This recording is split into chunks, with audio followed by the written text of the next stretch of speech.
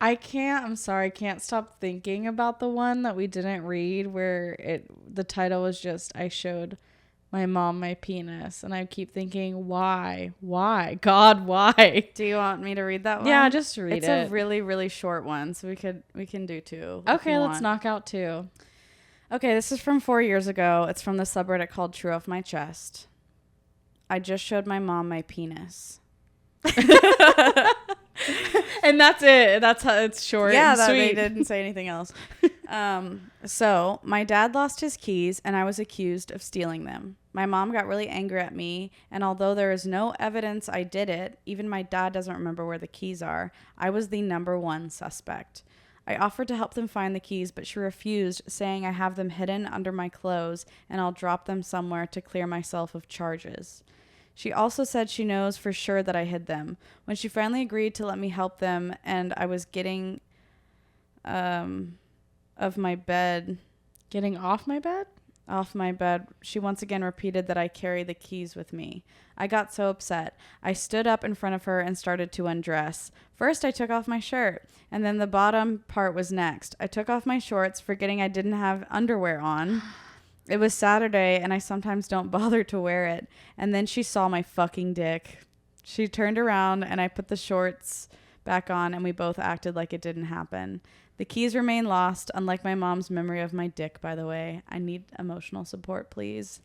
Edit one, because I feel like it shouldn't have been written. I haven't talked to my dad for years, and we have nothing to do with each other. Okay. You know how when it's Saturday and you go commando? Monday through Friday, it's business. It's business hours.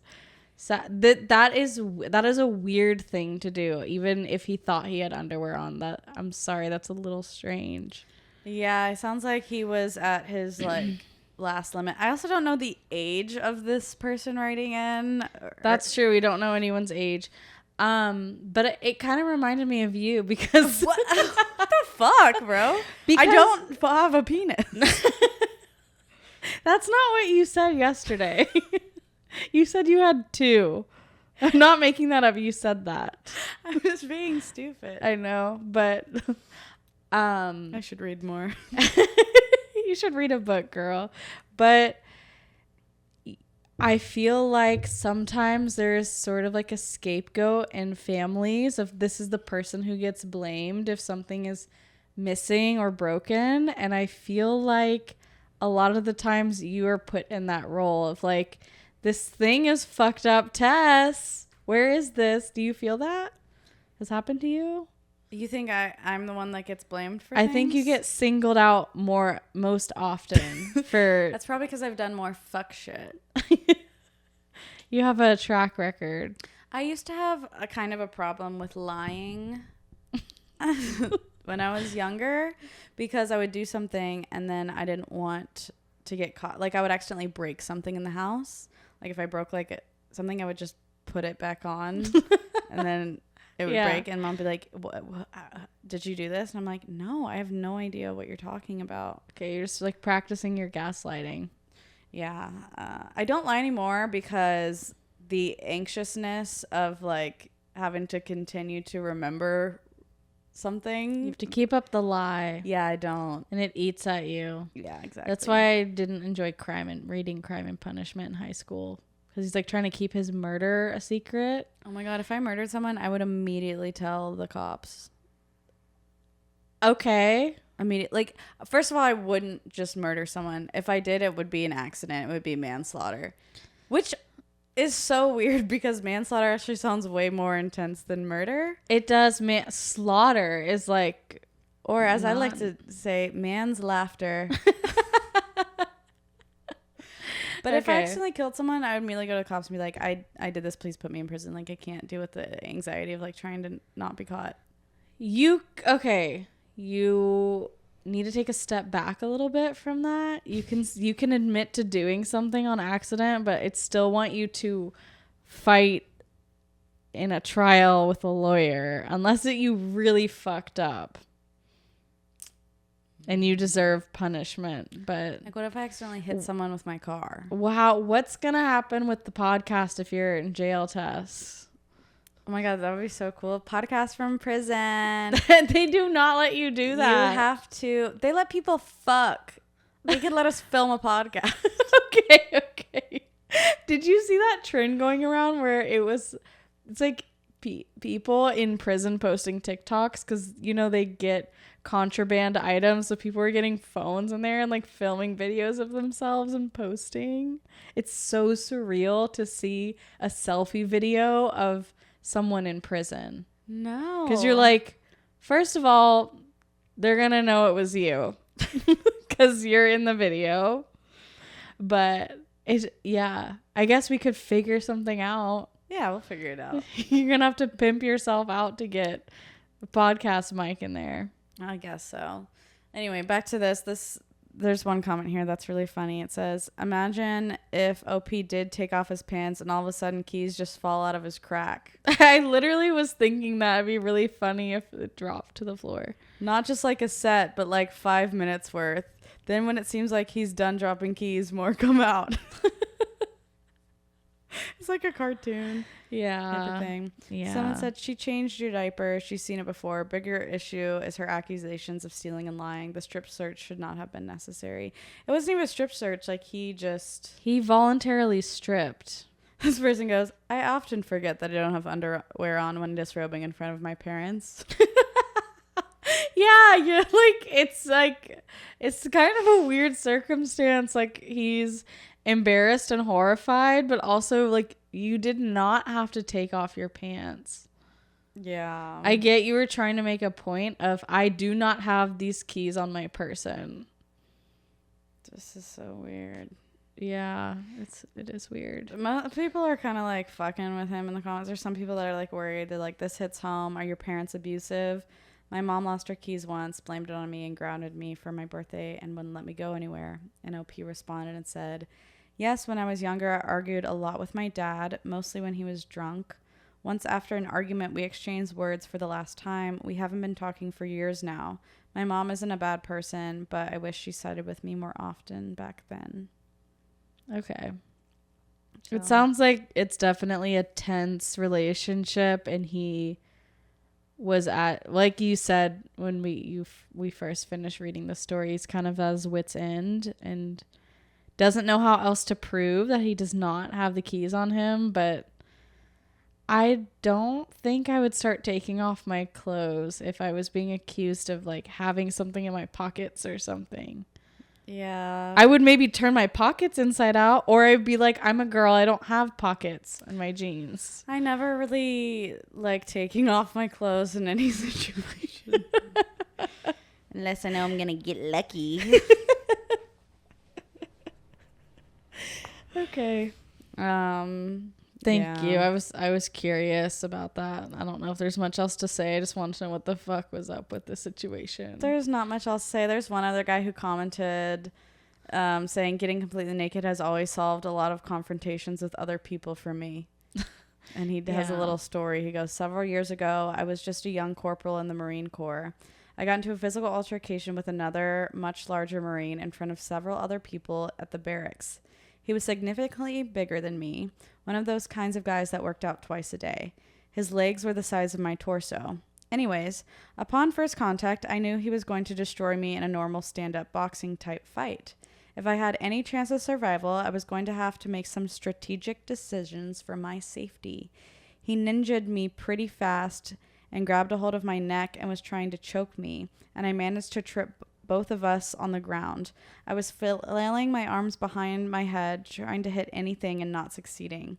That's when it came to me. I unfastened my belt, unbuttoned my trousers, and in one motion took down my pants and underwear so that I was bottomless, dick out in the wind. With my pants to my ankles as he was still wrapped around me. He didn't realize at first. He didn't have a good enough hold on my neck to choke me all the way, but everyone around us started laughing, and once he realized why, the sudden fear of being mistaken for a homosexual overpowered his need to beat my ass. Chalk that up to a win in my column. I mean, even though I didn't hit him at all, we still call it a TKO.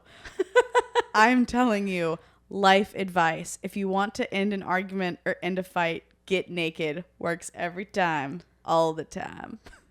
Yeah, it works for men in repulsing other people, but for women, it does not work that way. I feel. Well, I feel like you got her off his be able back. to stop an argument, I guess, if you take off your clothes. But That's really funny. that's crazy. I showed my mom my penis. That's also not good advice. Don't take off your clothes to resolve conflict, especially if you're in public. I think on like a military base like that where he was like actually in physical danger, there is something smart to doing that. Yeah, well, oh, don't fuck with that guy. He whips his dick out if you try to beat him up. It's like, yeah. If you are being encountered by someone and you're uncomfortable and it's a bad situation, I've heard a lot of the times the best course of action is to act crazy. Like if a man is following you or some shit, you have to like outdo the crazy of that situation and freak him out. That's what I was telling Mom, because she like feels uncomfortable a lot of the time in the gym. She's like, I feel like people are staring at me and stuff, and I'm like, I never make eye contact in the gym with anyone. But I was like, if you want to get people off your back, just be like weird back. Like if some man staring at you, go like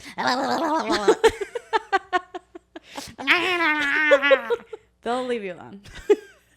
They will, yeah. They'll be like, oh God. Just be like, hi, do you want to get married? Yeah, you just have to weird someone, and then they'll be like, oh, that bitch is crazy. Like, just go up to them and be like, I'll leave my husband for you.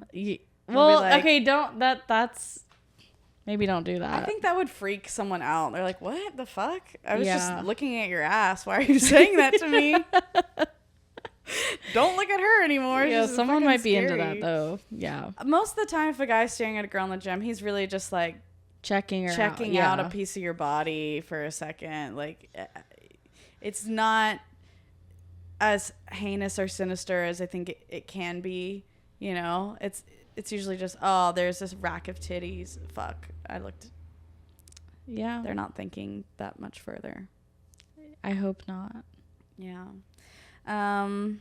Okay. I do have these two other stories about moms. There's oh, that's not the right one. It's the two I told you about last time. Am I overreacting? My mom ordered me a child-sized donaire. Or am I overreacting to skip Thanksgiving after my mom basically said I'm an embarrassment for not having a husband and kids by now? Damn. Both sound like a big bummer.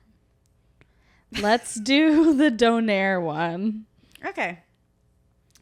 This is from 6 months ago from the subreddit Am I Overreacting? The title is Am I Overreacting? My mom ordered me a child-sized donaire. So this happened quite a while ago, actually. I, 29 female and close with my parents, 62 male and 59 female. And I go over for dinner quite often. Although my mom has commented on my eating when I was a young teenager, said my grandpa thought it was disgusting how much I ate, even though I was very skinny, underweight even. That comment stuck with me. I was 14 and now I'm 29. She hasn't commented on it since. Okay, except the one time I ate 6 donuts in one sitting and she freaked out at me. But one is kind of understandable. I could get away with it though. Again, I was skinny, lol.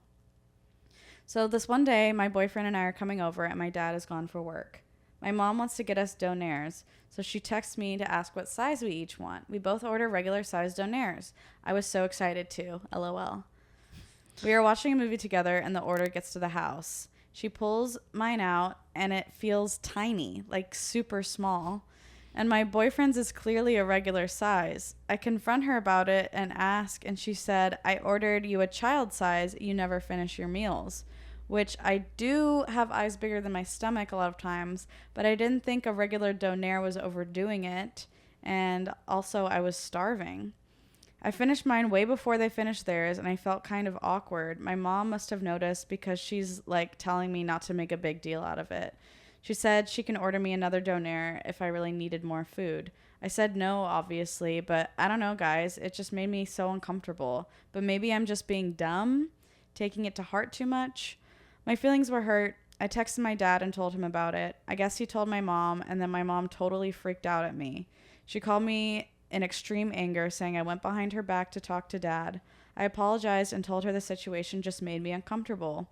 Like, I thought she didn't want me eating too much. I've gained like 20 pounds in the past couple of years, but nothing crazy. I'm still only 140 pounds and I'm 5'5". Then a couple days ago, my boyfriend and I were over, and my mom was saying I'm a spoiled brat sometimes. I asked, when have I ever been a spoiled brat? I'm always grateful. I feel that I never expect things. She said the time she got me a small donaire, and I made it such a big deal. Mind you, my dad was here at this point. I said, no, you got me a child size. If you got me a small size, I likely wouldn't have made it such a big deal. She said, no, it was a small size. I wouldn't get you a child size. I don't know. I feel like she was just saying that because my dad was there. The donaire was a child size. I don't know. This situation is so dumb. I'm probably overacting, but my boyfriend is obviously on my side. So I'm just wondering what Reddit thinks, I guess. Take a shot every time she said donaire. I think you covered this in the last episode, but can you explain what a donaire is? So a donaire, I believe it's really popular in Canada. It's a fast food sandwich, but it's like it comes from like the doner kebab type of thing. It's like a pita wrap with meat and cheese and some veggies in it. Yeah. Kind of like a shawarma. Okay. But yeah, it looks kind of like, it's like a pita wrap. I'll show you. Oh, Let me see. Okay. Basic. Mediterranean taco. Mediterranean taco. That's what the picture looks like. It does. Well, what do you think? I think this whole thing is weird. I don't think the mom should have ordered her daughter a child-sized donaire. I don't know if it was necessarily like a dig at her, like being like, I don't want you eating that much. Like, I know they have like some history with that, but it's just weird overall. It is strange. I think her dad is a little snitch. Because she went to her dad to be like, something mom did hurt my feelings, and he immediately goes to the mom and is like, well, I don't know, he caused conflict. To me, it sounds like she went to her dad and she's like, this made me uncomfortable. So then he wanted to talk to his wife, like, why did you do this to our daughter? Okay. That's how I took it. But also they're married and they're partners, so they're going to talk. That is an interesting dynamic when you're trying to tell just one parent something in confidence, but your parents are going to chit chat about you. But I don't know. I feel like if your kid comes to you and is upset about something your partner did, then maybe you could say, hey, like, how would you want to handle this? Can I talk to your mom? Or like, why don't we sit together with your mom and talk this out versus like, I don't know. He knows his wife, like, I sounded like they were divorced to me the way she was writing it. It was not clear, but no, they're together. They're together. I don't know. I feel like involve your kid in the conversation. I guess you could also argue that she didn't have to bring her dad into it in that way. Like, it could have stayed between her and her mom. I don't know. I think the mom is mean. The mom is mean for sure, and the dad's a little snitch. The mom is mean. Like, it doesn't make sense to like order an adult woman a child-size version, and you order yourself a normal and her boyfriend a normal. Like, you're also a grown woman. Like, why are you giving her a baby meal? Yeah. Do you think any part of this, I know there seems to be some history of comments on her weight, but is any of this sort of a projection on how she's thinking about herself? Because she really makes a point to let us know that she's skinny and her weight and height. I guess she's trying to say that, like, I'm still small, so it's not like... Yeah, 140 at 5'5" is very small. Yeah. She's being, like, a little bit of a pick-me. Like, I'm so tiny, I can eat 6 donuts. But I don't know. Maybe she has some of her own stuff around that, too. But the mom was definitely making it weird. I think she is very... what's the word I'm looking for? She's very sensitive about this subject because of this thing that she was told when she was younger. Like her mom told her that her grandpa said it was just he thought it was disgusting how much she ate even though she was skinny. Yeah. And she was like, that comment stuck with me. I was 14. So I think like moments like that when you're, especially right when you're going through puberty and your body's changing and you do gain weight and you gain new shit, like you're like, don't want to be fat. You don't want to be seen as fat because the culture it's disgusting. Yeah, the culture we're in definitely does not encourage that. But why would the mom tell her that the grandpa said this? It makes it sound like the mom delivered that message, not that the grandpa said it directly to her face. Like, why would you? Well, if the grandpa is saying that about his granddaughter, it makes me think he probably also said stuff to his daughter while she was growing up. So she, instead of like trying to stop that, she's like continuing the cycle of like shitting on her. Maybe in her head, she's like, oh, if she gets worried about weight, then she won't gain weight. You know, like, Yeah, I see moms do that. Like they're really on their daughters about what they eat because they're worried that their daughters are going to gain weight. Yeah, that's true. And it's like this really weird dynamic that happens with women and their daughters. I think the way I think about it is like a mom gets so obsessed with how she's seen by what her daughter looks like. She's like, I can't have a fat daughter. Then people are going to think I'm fat. Yeah, like they're going to see my fat daughter in public and then be like, wow, she probably has a fat mom too. You know what I mean? Or like people are going to think I'm not a good mom or that I don't take good care of my kid or something, like I'm neglecting my kid's health or something. I don't know. Yeah, it's a bad reflection on me type of thing. Yeah, she's like, life's gonna be easier for her if she's skinny or something. It's really fucked up, but those dynamics definitely go on. Yeah, I mean, not to plug another book, but Jeanette McCurdy's autobiography, I think it's called I'm So Glad My Mom Died. She talks about that. Her mom like passed along her eating disorder to her child, and they were like calorie counting buddies of like under eating, and it was really severe and definitely would do a number on you as a young girl. Yeah. So I do think your mom is mean and like she shouldn't have done that. It could have been a weight related thing that she did it. Maybe she was also just being mean. But I think the problem here is that the writer is so overthinking it. Like it's so on her mind. Like it's really, really affecting her.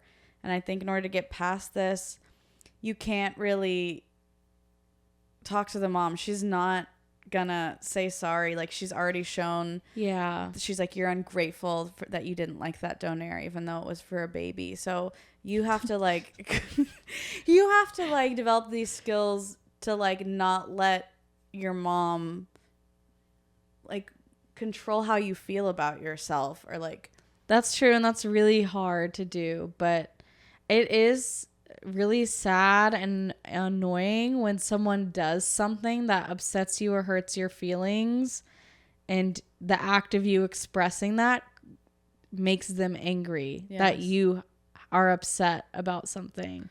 It like completely twists it around on you. That's not a supportive or healthy dynamic. Like you shouldn't. If you say, hey, this thing made me feel uncomfortable and sad and insecure, you would want someone to say, I'm so sorry that I shouldn't have done that. Yeah. That's it. And unfortunately, I don't think that's going to happen for the writer. But yeah, she did say something here. Honestly, this is how I would have handled the situation, because I'm the kind of person where I've had moments in the past with our mom.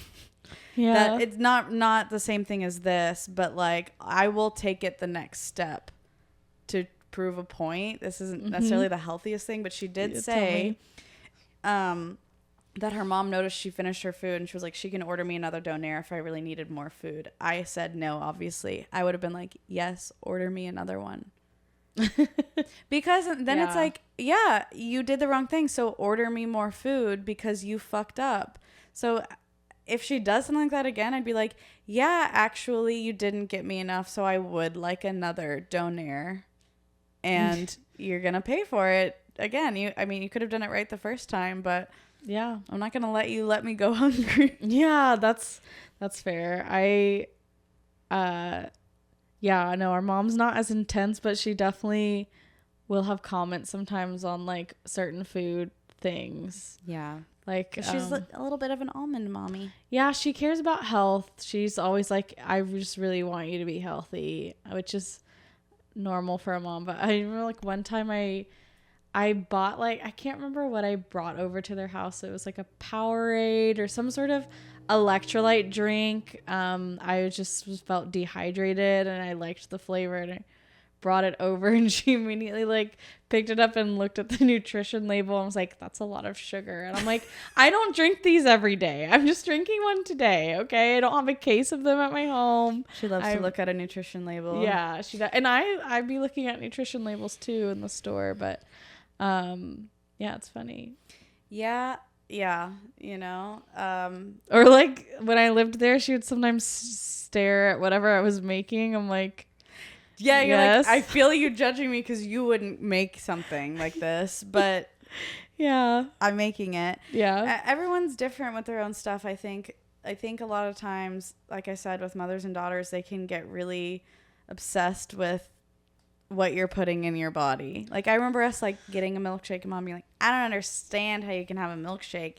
That's way too sweet for me. And I'm like, you want this milkshake? Yeah, you want it. Don't lie. You want the milkshake, mom. Just have a milkshake every once in a while. It's not going to kill you. No, she's super health conscious, and to the point where one day we were working on this garden at their house, growing a little vegetable garden, but we were really hungry while we were out running errands, so we grabbed Whataburger together, and I took a picture of her eating Whataburger. I was like, smile, I never see you do this.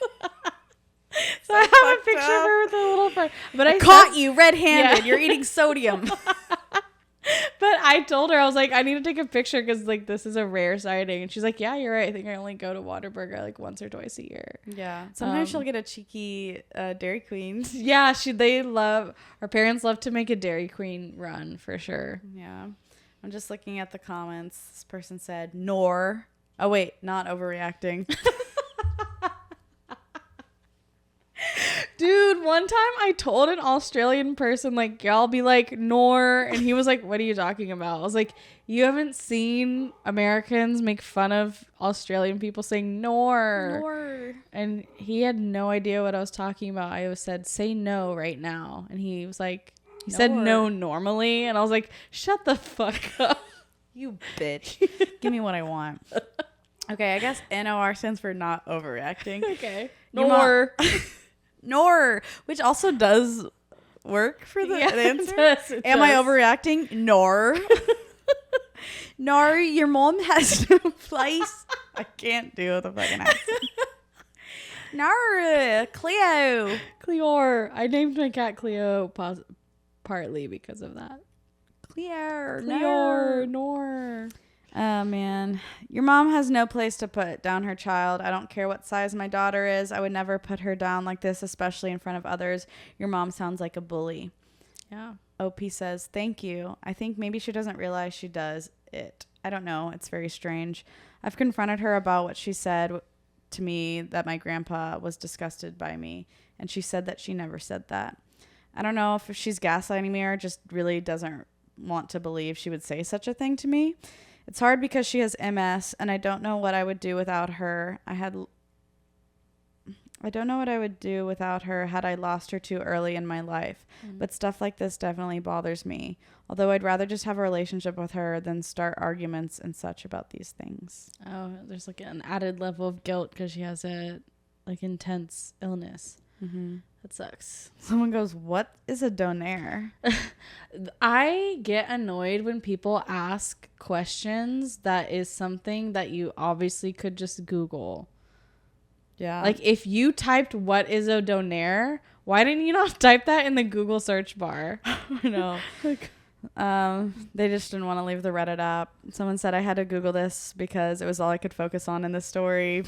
Don't air, don't air, don't air. It's said a lot of times too. OP responds to this one. It's basically a steamed pita wrap with spiced shaved beef, onion, tomato, and sweet sauce. Basically a creamy white sauce that has garlic and sugar. I also like mine with cheese on it. You sound fat. Okay. Yo. Wow, 140, really pushing it, girl. Yeah, I also don't like when people ask me what something is over text that they also could have Googled. Yeah. Your mom is a bitch. Why would she ask you which size you want and then get the wrong size on purpose? Not overreacting. Yeah, it is weird. Yeah. Another person, what is a donaire? But please stop asking. Yeah, just you can even make it really fast on yourself. You can highlight the word on your computer or your phone, right click. There's an option that says open in Google. Open this in Google. Yes. You don't even have to type anything. I guess there's not enough Canadians reading this. Someone says this, put her on a timeout, go gray rock. Don't have meals with her, make her miss you, and maybe she'll treat you better. However, I'm guessing she won't. Ooh. Have you heard of gray rocking? No, but it sounds like playing hard to get. Is it like can I guess? Is it a more subtle version of stonewalling? Yes. Yes, it is. So context clues. It's a tactic that some people use. It's a communication strategy to manage manipulation, toxic, or narcissistic individuals by becoming as uninteresting and unresponsive as a gray rock. Okay. So it's like you use minimal engagement with people like this. That way it's like instead of going no contact and completely cutting them off, you use like one word answers like yes, no, maybe. Like you just have like a stone face. Like you seem really boring so that they don't want to fuck with you. Avoid eye contact, delay responding to messages, and keep conversations short. It's like how you treat like a creepy man trying to talk to you in public. You also don't share any personal information. You don't show any anger, fear, or excitement. It's a really good way to deal with a narcissist. You just act like a robot, kind of. Yeah, because narcissists, they like really want to get reactions out of you, and they have something called supply, which is what drugs. Literally, it's what they call the people in their life. So okay. For example, like in my past relationship, I was dating a narcissist and I was his main supply. Okay. Right. So I was like the person that he could always like use for stuff. And then you have your like your other people around in your life. And when the main supply starts to like pull away and like fight back and stuff, that's when they experience I can't remember what the name of it is, but it's something that happens when like their version of themselves in their head gets questioned. Okay. And so they get really angry. Interesting. You've done a lot of research on narcissism after that relationship. I did it during the relationship. You're like laying in bed at night and you're like, how 10 signs your boyfriend is a narcissist. It's called narcissistic rage. Yeah.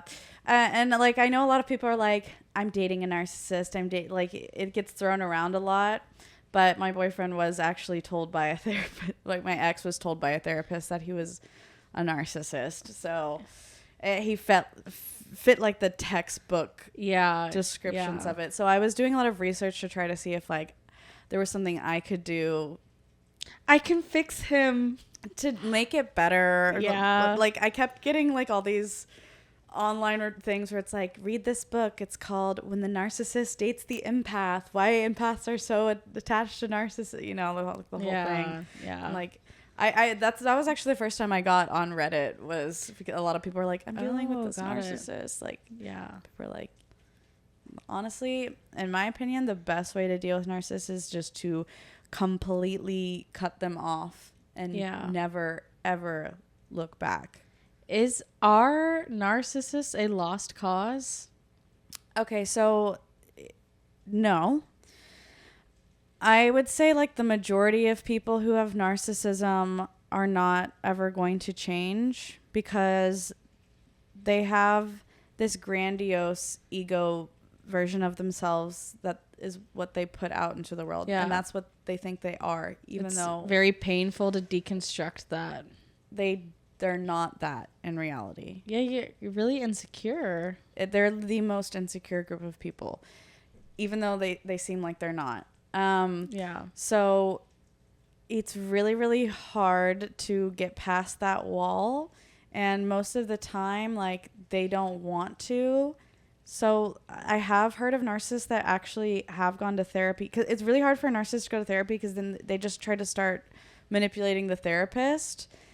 But there are cases where if someone really, really is actually aware that they have narcissism, they can work with a therapist to notice when they're like about to start like manipulating people and like work with tools to like not You got it. do that. Because it almost sounds like an addiction, sort of like you're addicted to fueling this ego persona that you have. Yeah, and then when you find your people that fuel that ego, it's really, really addictive. And then when these people realize you're not who you say you are, that's when they get really angry and they lash out at those people. And they're like, you're a fucking idiot. Yeah, I get mean. Yeah, because they're like seeing you for who you truly are, which is ugly.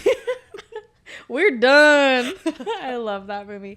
Are we like having a very cozy podcast moment? Because I don't know if you can hear it in the headphones, but there's thunder and rain. Yeah, it's going off. It's really also the vibey. room has turned like yellow from the light. I guess it would be really like gray and blue if we didn't have this light because it's a. Do you hear that? Yeah. There's a storm. You know what Nikki calls it? When we were dating and we weren't living together yet, and there would be a storm coming. She's obsessed with weather. She's has all the radar apps, all that stuff. She's always on it with the weather, but she would be like, do you want to come over and be thunder buddies? I'm like, that's so cute.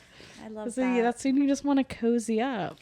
Yeah, one of the first like big moments in Brian and I's relationship was when we had a snowstorm come through here last year, and like it snowed, and I the next day I drove over here to be with him, and Mom was like, you can't go, like the roads are way too dangerous, and they were.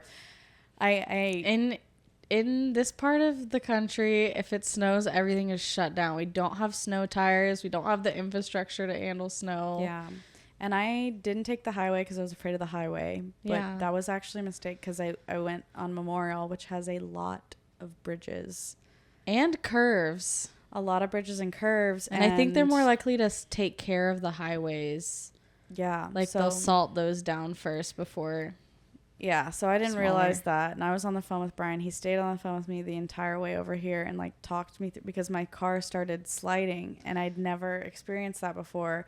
So he literally talked me through getting all the way to his place, and like I went like 7 miles an hour over every bridge and stuff. That's sweet. And then we just holed up here for like 2 days, and it was fun. Yeah, you're like, okay, I like you. You talked me through this crisis. Yeah, I was like, I saw me freak out. Really like you if I like kind of risked my life a little bit to get here. Yeah, truly. If you had called, like, I imagine if you had called me, I would have been like, I don't know what you should do. Turn around. No, he's very freaked out. Level-headed and good in a crisis. And yeah, I once was driving in Colorado, a really snowy place, and when I would go on work trips and I would get a rental car, and I would literally think, who is letting me just drive around this car? Like, y'all are so irresponsible for letting me do this. Hear that? Like, hear that?